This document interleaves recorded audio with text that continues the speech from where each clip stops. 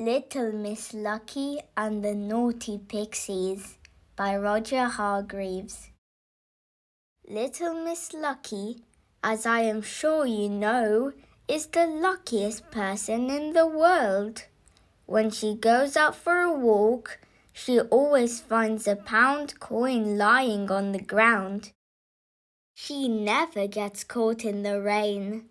And even when things go wrong, she is lucky.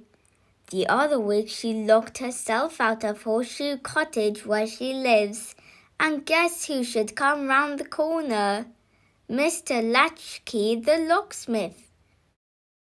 However, last week, strange things started to happen to little Miss Lucky. The sort of things that never normally happen to her. Unlucky things. She walked on the landau and a pot of paint fell on her head. Splat! When she was walking down the high street, she fell into an open manhole. Bump!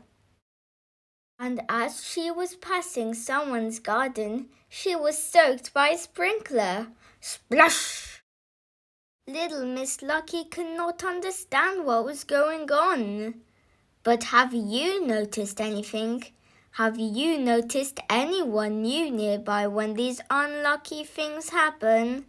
That's right, some small troublemakers are playing tricks on her. And do you know who they are? I'll tell you. They are pixies, very naughty pixies. Poor little Miss Lucky did not know that pixies were to blame though. She thought that her luck had run out.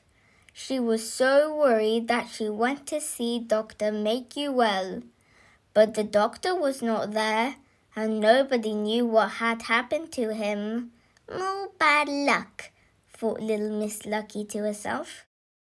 The next day she paid another visit to Dr. Make-You-Well's surgery.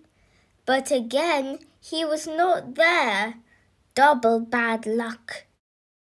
On her way home, little Miss Lucky met little Miss Wise and explained to her how she had run out of luck. I suspect, suggested little Miss Wise, that it is not so much as a case of bad luck as somebody playing tricks on you. Somebody like Mr. Mischief, for instance. The more little Miss Lucky thought this over, the more she hoped that little Miss Wise was right. That evening she devised a plan to catch the culprit. She sprinkled flour on the floor round her bed before she went to sleep. In the middle of the night, while little Miss Lucky was fast asleep, those naughty pixies crept into her house. Their first naughty deed was to swap the sugar in the sugar bowl with all the salt in the salt cellar. Then the pixie sneaked upstairs and left the largest alarm clock you had ever seen on little Miss Lucky's bedside table. Very early the next morning, little Miss Lucky was rudely awoken by the most awful noise.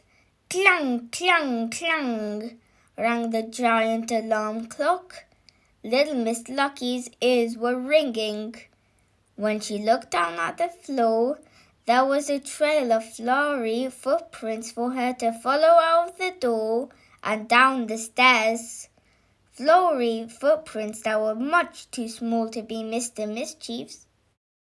And, as I'm sure you can guess, those flowery footprints led little Miss Lucky all the way to where the pixies lived.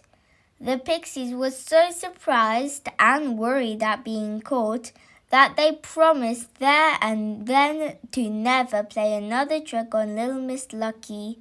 Little Miss Lucky left feeling very happy knowing that she was just as lucky as she had always been.